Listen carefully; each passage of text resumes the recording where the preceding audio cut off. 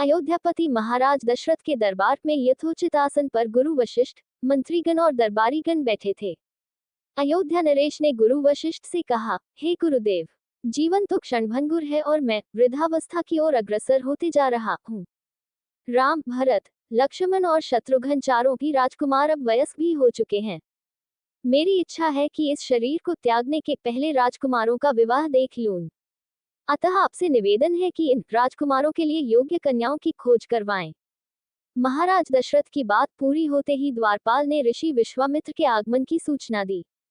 स्वयं राजा दशरथ ने द्वार तक जाकर विश्वामित्र की अभ्यर्थना की और आदरपूर्वक उन्हें दरबार के अंदर ले आए तथा गुरु वशिष्ठ के पास ही आसन देकर उनका यथोचित सत्कार किया।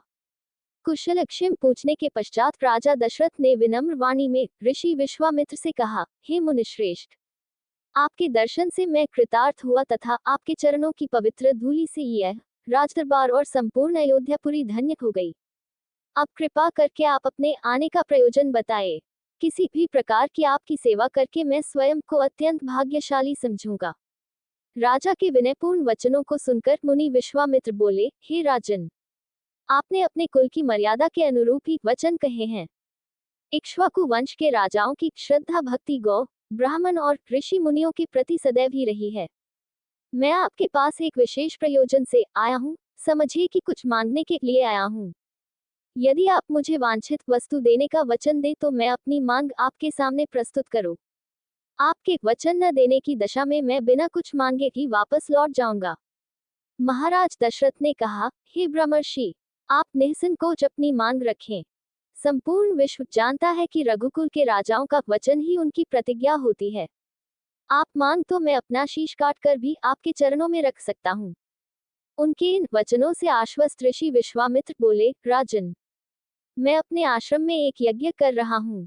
इस यज्ञ की पूर्णाहुति के समय मारीच और सुबाहु नाम के 2 राक्षस आकर रक्त, मांस आदि अपवित्र वस्तुएं यज्ञ वेदी में फेंक देते हैं। इस प्रकार यज्ञ पूर्ण नहीं हो पाता। ऐसा वे अनेक बार कर चुके हैं। मैं उन्हें अपने तेज से श्राप देकर नष्ट भी नहीं कर सकता, क्योंकि यज्ञ करते समय क्रोध करना वर्जित है। मैं जानता हूँ कि आप मर्यादा का पालन करने वाले ऋषि मुनियों के हितैषी एवं प्रजावत्सल राजा हैं। मैं आपसे आपके ज्येष्ठ पुत्र राम को मांगने के लिए आया हूँ, ताकि वह मेरे साथ जाकर राक्षसों से मेरे यज्ञ की रक्षा कर सके और मेरा यज्ञानुष्ठान निर्विघ्न पूरा हो सके। मुझे पता है कि राम आसानी के साथ उन दोनों का संहार कर सकते हैं। अतः केवल 10 दिनों के लिए राम को मुझे दे दीजिए। कार्य पूर्ण होते ही मैं उन्हें सकुशल आपके पास वापस पहुंचा दूंगा।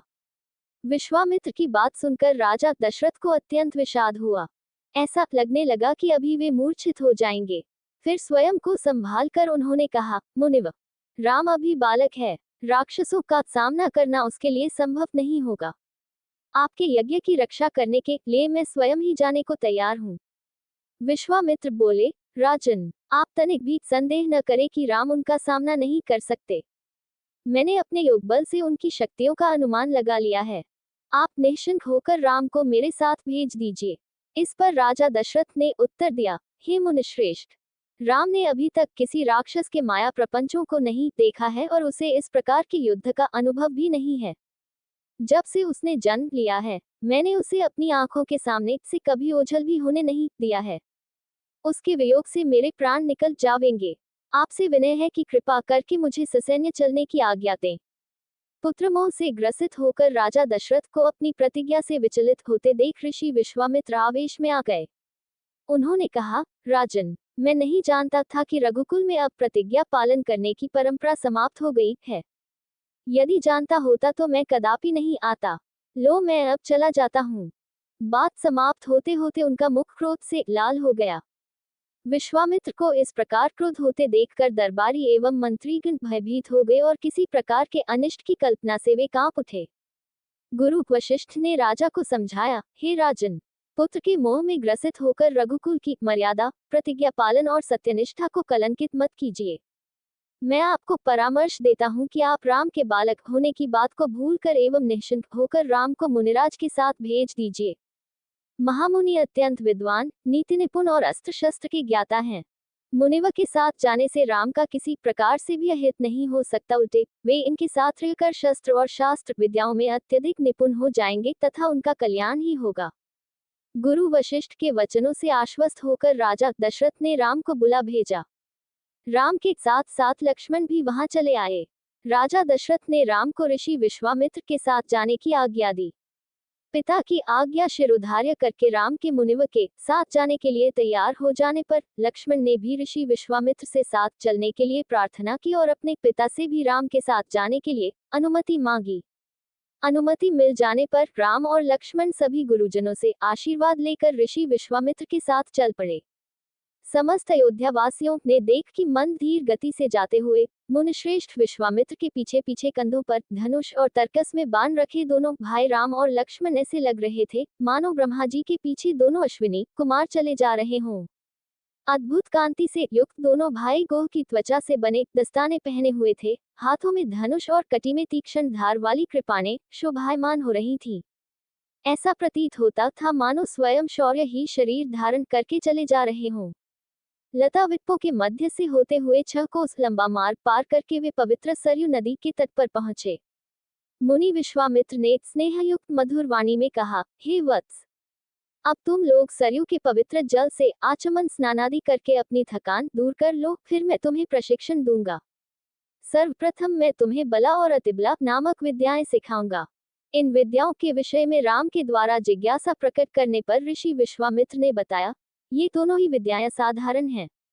इन विद्याओं में पारंगत व्यक्तियों की गिनती संसार के श्रेष्ठ पुरुषों में होती है। विद्वानों ने इन्हें समस्त विद्याओं की जननी बताया है। इन विद्याओं को प्राप्त करके तुम भूख और प्यास पर विजय पा जाओगे। इन तेजों में विद्याओं की सृष्टि स्वयं ब्रह्मा जी ने की है। इन विद्याओं को पाने का अधिकारी समझकर मैं तुम्हें इन्हें प्रदान कर रहा हूँ। राम और लक्ष्मण के स्नान आदि से निवृत्त होने के पश्चात विश्वामित्र जी ने उन्हें इन विद्याओं की दीक्षा दी। इन विद्याओं के प्राप्त हो जाने पर उनके मुखमंडल पर अद्भुत कांति आ गई। तीनों ने सरयू तट पर ही विश्राम किया। गुरु की सेवा करने के पश्चात दोनों भाई तृण शैयाओं पर सो गए। संपूर्ण रामायण कथा हिंदी में।